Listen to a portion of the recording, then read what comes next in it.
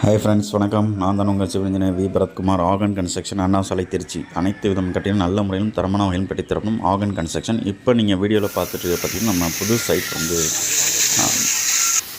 வந்து கன்ஸ்ட்ரக்ஷன் பண்ணிகிட்ருக்கோம். அதான் நீங்கள் இப்போ வீடியோவில் பார்த்தீங்கன்னா அதுக்கு ஸ்டார்டிங் ஸ்டேஜ் வந்து போர் போடணும். போர் போட்டு அதுக்கப்புறம் வந்து நம்ம தண்ணி தான் ரொம்ப முக்கியமானது.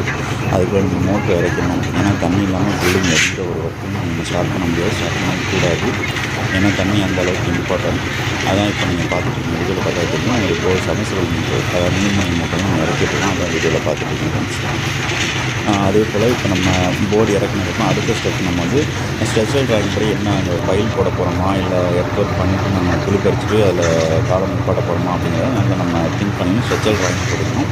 அந்த மண் வளத்தை பொறுத்து நம்ம கட்டக்கூடிய பில்டிங்க்கு எடுக்க மண் வளத்தை பொறுத்து நம்ம இது மாதிரி முடிவு பண்ணிக்கலாம். அதை இப்போ நம்ம போர் சமஸ்டர் மோட்டரும் நம்ம இறக்கும்போது எப்படியும் 3 டைம் மினிமம் வேணும். ஏன்னா பிடிச்சிக்கணும், ஏன்னா மோட்டர் டக்குன்னு கீழே வந்துடும். அதுக்கேற்ற மாதிரி நம்ம பிளான் பண்ணணும். ஓகேங்களா. அடுத்தது பார்த்திங்கன்னா இப்போ நம்ம அடுத்தது பைல் நம்ம ஸ்ட்ரக்சரல் டிராயிங் அந்த இடத்தோட தரத்தை பொறுத்து பைல் தான் நம்ம போட போகிறோம். பைலுக்கு ஃபஸ்ட்டு வந்து மார்க்கிங் பண்ணிடணும். மார்க்கிங் வந்து ஸ்ட்ரக்சரல் டிராயிங் பண்ணி நம்ம டிராயிங் போட்டதுக்கப்புறம் ஸ்ட்ரக்சரல் டிராயிங் போடுவோம். அதுலேயே மார்க்கிங் டிராயிங் ஒன்று போடுவோம். அதை போட்டதுக்கப்புறம் தான் நம்ம இது மாதிரி மார்க் பண்ணதுக்கப்புறம் எந்தெந்த இடத்துல லொக்கேட் பண்ணியிருக்கோமோ அந்த இடத்துல வந்து இது மாதிரி நம்ம பைல், அதாவது மேனுவல் பைல் இருக்குது, மிஷின் பைல் இருக்குது, 2 டைப் இருக்குது. அதில் நம்ம இப்போ பண்ணிகிட்டு இருக்கிறது மேனுவல் பைல் தான் இப்போ பண்ணிகிட்ருக்கோம். அதான் நீங்கள் வீடியோவில் பார்த்தாவே தெரியும். இதுதான் மேனுவல் பைல். அது வந்து நம்ம எர்த்து எந்த கண்டிஷன் இருக்குங்கிற பொறுத்து மேனுவல் பைலா இல்லை மிஷின் பைலாக முடிவு பண்ணிக்கலாம். நம்மளுக்கு 18 அடி இப்போ டெப்த்துக்கு நம்ம போடுறோம்.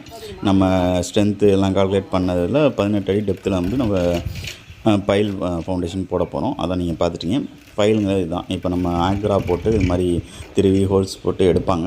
எடுத்ததுக்கப்புறம் அதில் வந்து நம்ம டெப்த்தாக நம்ம 18 அடி வந்து ஸ்ட்ரைட்டாக போகணும். இது மாதிரி ஸ்டாண்ட்லாம் நிப்பாட்டினதுக்கப்புறம் ஸ்ட்ரைட்டாக போகும்.